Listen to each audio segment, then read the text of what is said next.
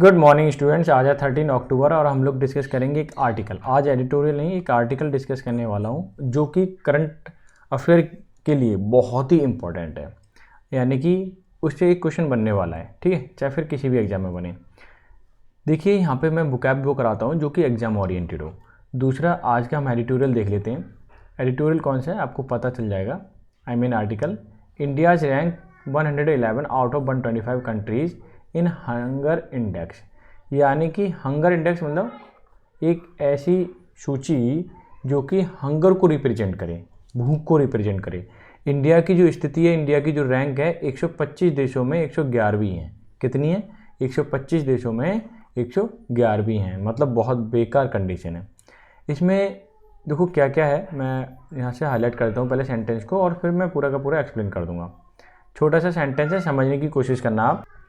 अब देखिए ये क्या कहता है, India's rank 111 out of a total of 125 countries. यानी कि 125 देशों में इंडिया की जो रैंक है वो 111वीं है। क्लियर है? In the global hunger index, किसकी बात हो रही है, किसमें ये 111वीं रैंक है? ग्लोबल हंगर इंडेक्स में। कब का है ये? 2023 का। इतनी बात समझ में आ गई। With its progress against hunger nearly halted since 2015। इसकी जो प्रोग्रेस है, इसकी जो तरक्की है, मतलब इसमें इजाफा होना चाहिए, फ़ायदा होना चाहिए। जैसी रैंक 111 है तो मतलब कम होनी चाहिए, वो नहीं हो रहा है। वो क्या हुई है? लगभग रुकी हुई है। कब से रुकी हुई है? सिंस 2015, यानी कि 2015 से रुकी हुई है। आपको पता होना चाहिए कि सिंस के बाद हमेशा क्या आ जाता है, एक पास्ट फॉर्म आता है, पास्ट टेंस आता है, या उसी में वो यूज होता है। ये भी ध्यान रख सकते हो आप, या फिर आपका परफेक्ट में भी यूज हो सकता है। दूसरा है रिफ्लेक्टिंग अ ग्लोबल ट्रेंड। ये ग्लोबल ट्रेंड को रिफ्लेक्ट करता है या दर्शाता है कि दुनिया में कौन कौन से देश जो भुखमरी से अभी भी पीड़ित हैं। ठीक है। द यूनियन गवर्नमेंट दो हालांकि contested India's performance for the third year in a row citing flawed methodology. इन्होंने बोला है कि इंडिया जो हवाला कर रहा है, कंटेस्टेड कर रहा है परफॉर्मेंस को, उसने ये बोला तीसरी साल कर रहा है, तो उसने ये बोला कि जो मेथोडोलॉजी है, जो प्रक्रिया है आपको हंगर इंडेक्स बनाने की, वो क्या है? गलत है। तो क्या इस चीज़ का हवाला किया यूनियन गवर्नमेंट ने कि जो मेथोडोलॉजी है वो एकदम बेकार है, गलत है। आगे देखिए, अफगानिस्तान, हेती एंड 12 सब सहारन कंट्रीज, 12 कंट्रीज और सब सहारन वाले, ठीक है, परफॉर्म्ड वर्स देन इंडिया। उन्होंने बेकार परफॉर्म किया है, या मैं कहूँ कि उनकी जो कंडीशन है वो इंडिया से भी ज़्यादा बदतर है। ठीक है। On the GHI global hunger index में जो अफगानिस्तान है, हैती और सब सहारन कंट्री है, उनकी स्थिति इंडिया से भी बेकार है। India's ranking is based on a GHI score of 28.7 on a 100 point scale. यानी कि कोई स्केल 100 का था, 100 पॉइंट्स का, उसमें से इसकी जो रैंक आई है वो ये पॉइंट्स बने हैं, वो कितने बने हैं इसके? 28.7, यानी बहुत ही पॉइंट कम मिले हैं, इसलिए इनकी स्थिति गंभीर है। ठीक है। Where 0 is the best score, यानी कि नो हंगर। अगर किसी का 0 स्कोर आया है, 0 पॉइंट्स मिले हैं, तो इसका मतलब इसमें कोई भूखा नहीं है। ठीक है। 100 इज़ द वर्स्ट, और 100 कैसा है? बिल्कुल ही बेकार है। They categorize India severity of the hunger as a serious, की इसको कैटेगराइज अगर हम करें तो इसकी सिवियरिटी है, मतलब बहुत ही गंभीर है स्थिति है और सीरियस भी है। इंडिया को इस चीज़ पे काम करना चाहिए। ठीक है। अब मैं थोड़ा सा डिटेल में चलता हूँ, अभी चीज़ें आपको क्लियर होती चली जाएंगी। यहाँ देखिए आप सेंटेंस को, इसको मैं हाईलाइट कर देता हूँ कि India's ranks 111 out of the 125 in hunger index. 125 में 111वीं रैंक है, तो पहले भी पता था, टाइटल सेम है। ठीक है। आगे देखिए, GHI score is based on a formula, एक फॉर्मूला पे बेस्ड होता है इसका स्कोर, विच कंबाइन, जो कंबाइन करता है 4 इंडिकेटर, 4 इंडिकेटर होते हैं, 4 पहलू होते हैं टुगेदर। ठीक है। जैसे capture the multi dimensional nature of hunger, कि मल्टी डायमेंशनल, ऐसा नहीं है कि खाना ही नहीं मिल रहा है, ऐसा नहीं, बहुत सारी चीज़ें देखी जाती हैं। ठीक है। बहुत सारी चीज़ों में जो कि मुख्य तौर पे देखें वो 4 हैं। कौन कौन सा? इंक्लूडिंग अंडर नरिशमेंट, ठीक है, नरिशमेंट को देखा जाता है। चाइल्ड स्टनिंग, चाइल्ड का परफॉर्मेंस कैसा है, ठीक है, वो देखा जाता है। चाइल्ड वेस्टिंग की कुछ उसे प्रॉब्लम तो नहीं है, ये देखा जाता है। और चाइल्ड मोरेलिटी, यानी कि मृत्यु दर, ये देखा जाता है। ठीक है। क्लियर है? यानी कि उसकी वृद्धि हो पा रही नहीं हो पा रही, ये स्टनिंग से संबंधित है। ठीक है। ये समझ में आ गया कौन कौन से डायमेंशन है, क्लियर। आगे देख लीजिए सेंटेंस क्या बोला है, मैं इसे हाईलाइट करता हूँ पूरे के पूरे सेंटेंस को, तो आपको बहुत अच्छे से विजिबल होगा। Ministry of women and child development yet again question, कि ministry of women and child development की जो मिनिस्ट्री है उन्होंने क्वेश्चन किया दोबारा से कि GHI and called it flawed measures of hunger that doesn't reflect India's true position, कि उन्होंने ministry of women and child development वालों ने ये हवाला दिया, ये बोला कि यह क्वेश्चन उठाया कि आपका जो मेजरमेंट है ना वो फ्लॉ है, यानी कि दोष युक्त है, ठीक है। हंगर का जो मेजरमेंट है वो दोष युक्त है और ये इंडिया की ट्रू या फिर हकीकत वाली पोजीशन को या स्थिति को नहीं दर्शा रहा है, ठीक है। ऐसा नहीं है कि हमारे पास सबके लिए खाना नहीं हो, खाना भी है, मोरलिटी रेट भी कम हो गया, मतलब बहुत सारी चीज़ें बेटर है यहाँ पे कई डायमेंशन में। The GHI uses the same data, जो ग्लोबल हंगर इंडेक्स है सेम डेटा यूज करता है रिसोर्सेज का for all countries to calculate the perspective countries score, यानी कि किसी कंट्री को वो स्कोर दे रहा है ना, तो वो उसका जो मेथड है वो सारे कंट्री को नापने का एक जैसा है, ये बोल रहे हैं।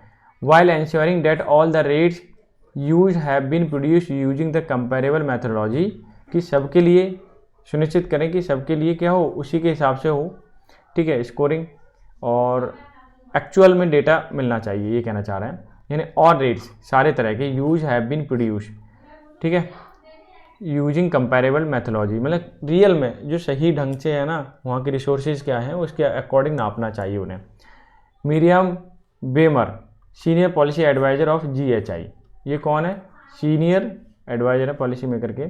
Said the in an email response, जिन्होंने ईमेल किया होगा वही द हिंदू वालों ने, तो उनको रिस्पॉन्स में आया कि मिरियम बेमर कौन है, वहाँ के सीनियर पॉलिसी एडवाइज़र हैं। क्लियर है, समझ में आ गया। तो यानी कि इंडिया की फ़िलहाल पोजीशन 111 है आउट ऑफ 125 कंट्रीज़, और अब हैती है, अफगानिस्तान, इनकी कंडीशन तो बहुत ही ज़्यादा बुरी है, तो इनको तो हम काउंट नहीं कर रहे। फिलहाल हमारी पोजीशन ये बनी हुई है। इसकी बुक आप देख लेते हैं, मैं लास्ट में आज ले लेता हूँ, और कुछ क्वेश्चन भी थे, ठीक है, जैसे कि मैं एरर सीरीज़ चला रहा हूँ तो इसके क्वेश्चन भी वो भी मैं आपको एक्सप्लेन करूँगा। हॉल्ट का मतलब रुकना, पड़ाव, ठहरना या इंटरप्शन या फ्रीज होता है। फ्लॉ का मतलब दोष युक्त या त्रुटि या डिफेक्ट, फॉल्ट बोल सकते हैं। स्टनिंग का मतलब वृद्धि में रोकना या रुकावट। Perform, checking growth of development, ठीक है। ये 3 वोकैब थी और 3 में से ये दोनों तो बेहद इंपॉर्टेंट है, ठीक है, क्योंकि ये हमेशा पूछी जाती हैं। क्लियर है, तो आप देख लें इसे। अब मैं क्वेश्चन करा रहा हूँ एरर के, अब बताना है आपको कि आपके कितने क्वेश्चन करेक्ट गए। देखिए, इन द 5 नेक्स्ट ईयर, अगले 5 सालों में the migration will surely stop, कि अगले 5 सालों में जो माइग्रेशन है, पलायन है, मतलब यहाँ से वहाँ जाने का, वो क्या हो जाएगा, रुक जाएगा। ठीक है, इन्होंने 5 लिखा है। मैं आपको बता दूं कि 1 2 3 काउंटिंग यानी कि काउंटेबल, मैं एक तरह से बोलूं, यह मैं आपको यहाँ लिख देता हूँ। कार्डिनल एडजेक्टिव होता है और एक होता है ऑर्डिनल, ठीक है। तो ऑर्डिनल एडजेक्टिव के आगे क्या लगता है, दा लगता है, डेफिनेट आर्टिकल। और जैसे कि फर्स्ट है, सेकंड है, ठीक है, फिफ्थ है, इस तरह से। लेकिन इसके आगे दा नहीं लगेगा, जैसे 5 के आगे दा कभी नहीं लगेगा, तो ये इसमें एरर है। तो एरर नंबर किस में है, द 5 में है। तो द 5 कहाँ पे आ रहा है, इस वाले पार्ट में, थर्ड, यानी थर्ड क्वेश्चन जो है या थर्ड ऑप्शन जो है वो आपका रॉन्ग है। क्लियर, क्यों है, क्योंकि मैंने आपको बता दिया ऑर्डिनल एडजेक्टिव में दा लगता है, कार्डिनल में नहीं लगता। कार्डिनल कौन से होते हैं, 1 2 3 4 5, इस तरह से। आगे देखिए सेंटेंस है, प्लास्टिक डेब्रीज, जी की प्लास्टिक का जो कूड़ा कबाड़ा है, मैं पूरा कब समझा देता हूँ। वो in ocean can become coated with the algae and other marine microbes that produce a chemical scent, कि जो प्लास्टिक के डेब्रीज है या कूड़ा करकट है, ओशियन के अंदर क्या होता है, एल्गाई या शैवाल वगैरह उस पर जम जाते हैं और मरीन माइक्रोब्स उसमें बन जाते हैं, जिससे कि केमिकल का सेंट प्रोड्यूस होती है या खुशबू या स्मेल बोल सकते हैं आप, वो निकलती है वहाँ से। ठीक है, अब बताना है इसमें एरर क्या है। देखिए, अब आप यहाँ से देखिए, पहली बात तो अगर आप देखें ये सेंटेंस, ये आपका रिलेटिव प्रोनाउन है। इन्होंने बोला है कि एल्गाई हो या फिर अदर मरीन माइक्रोब्स हो, जो कि प्लूरल फॉर्म में है, और डेट आया हुआ है, जो कि बता रहा है कि डेट एक रिलेटिव प्रोनाउन है और उसके पहले क्या है, नाउन है। तो वर्ब जो आएगी वो इसके अकॉर्डिंग आएगी। देखते हैं, यहाँ प्रोड्यूसेज लिखा हुआ एस हट जाएगा, फिर सेंटेंस एकदम करेक्ट हो जाएगा। यानी प्रेजेंट इंडेफिनिट का है, किसका एरर है इसमें, प्रेजेंट इंडेफिनिट का। तो कौन सा पार्ट में प्रोड्यूस किस में आ रहा है, केमिकल सेंट, हाँ यही है। ठीक है, ये आ रहा है, तो इसमें एरर प्रोड्यूस वाला केस है ना, उसमें है। अब दूसरा केस देख लीजिए, no doubt human minds are good on predicting the worst. No doubt, देखिए इसमें लिखा है ह्यूमन माइंड्स, ध्यान देना एरर कैसे, मैं पहले से रब कर देता हूँ। ये देखिए इसमें लिखा है ह्यूमन माइंड्स, यानी कि ह्यूमन का माइंड, कोई ज़्यादा माइंड नहीं होते, माइंड एक ही होता है, और ये हाइफन लगना चाहिए, ठीक है। पहली बात तो कि ह्यूमन का जो मस्तिष्क है वो कलेक्टिव नाउन की फॉर्म में बात कर रहा है, सबकी ह्यूमन, जितने भी ह्यूमन है उनकी सबकी, वो इज गुड ऑन प्रिडिक्टिंग, वो कैसे होते हैं, गुड होते हैं, ठीक है। यहाँ पे इज आना चाहिए ना कि आर, ठीक है, क्लियर हो गया। नेक्स्ट देख लेते हैं, एटमॉस्फेरिक रिवर्स आर लॉन्ग, कि एटमॉस्फेरिक रिवर जो होती हैं, ठीक है, वो लॉन्ग होती है। नैरो बैंड्स ऑफ मॉइस्चर, और नैरो बैंड्स होते हैं मॉइस्चर के इन एटमॉस्फेयर, डेट एक्सटेंड्स बढ़ते हैं from the tropic of higher latitude, जो बढ़ते हैं, ठीक है। अब देखिए इसमें एरर क्या है, अगर यहाँ पे देखें आप बहुत आसानी से समझ सकते हैं, मैं पेन ले लेता हूँ, कि एटमॉस्फेरिक रिवर आर लॉन्ग, बड़ी होती हैं, नैरो बैंड होती हैं, नैरो बैंड्स ऑफ मॉइस्चर, यानी कि ग्रुप है, बैंड्स का मतलब ग्रुप के लिए बोला था, मॉइस्चर का ग्रुप, यानी जगह जगह क्या होती है वहाँ पे मॉइस्चर बना रहता है in the atmosphere that extend, जो बढ़ता है। तो ये जो डेट आया रिलेटिव प्रोनाउन वो इसके लिए, यानी वर्ब जो आएगी वो एक्सटेंड होना चाहिए, ना कि एक्सटेंड्स, ठीक है। ये एरर इस वाले पार्ट में है, क्लियर, यानी कि एक्सटेंड्स वाले में, तो एरर आपका इस वाले पार्ट में हो गया, सेकंड पार्ट में हो गया। तो ये चीज़ आपको थोड़ी सी समझनी है, ठीक है, और कभी कभार कॉम्प्लिकेटेड हो सकते हैं, बट परेशान नहीं होना ज़्यादा। It turns out that my father isn't alone, ठीक है, ये देखिए। अब देख लेते हैं कि इट टर्न्स आउट का मतलब ये साबित हुआ, ये स्पष्ट हुआ डैट कि my father is not alone, कि मेरे पिता अकेले नहीं हैं। देखो इट सिंगुलर है तो वो भी सिंगुलर, आगे कोई दिक्कत नहीं है। माई फादर ये सिंगुलर हो गया, ठीक है, क्योंकि ये आपका कॉम्प्लेक्स सेंटेंस है, तो यहाँ भी क्या कहते हैं, ये सिंगुलर सब्जेक्ट हो गया फादर, तो वो भी कैसी हो गई, सिंगुलर हो गई, यानी कि दोनों ही क्या है, करेक्ट है, और कोई एरर तो है नहीं इसमें, ठीक है। इसका मतलब फर्स्ट पार्ट क्या हो जाएगा, आपका आंसर हो जाएगा, ठीक है। तो ये क्वेश्चन से आई होप सो आपने एंजॉय किए होंगे ये क्वेश्चन, और कितने क्वेश्चन आपको आए मुझे ज़रूर बताना, एक कम्युनिटी में भी डालूंगा मैं, ठीक है। आंसर ज़रूर किया करो, ठीक है। तो आज का सेशन कैसा लगा मुझे ज़रूर कमेंट करके बताएं, और शायद करंट अफेयर के लिए भी बेनिफिट रहा होगा, और यहाँ से वोकैब भी आपने सीखी होगी। तो मिलते हैं नेक्स्ट सेशन में, तब तक के लिए bye bye, take care, have a good day.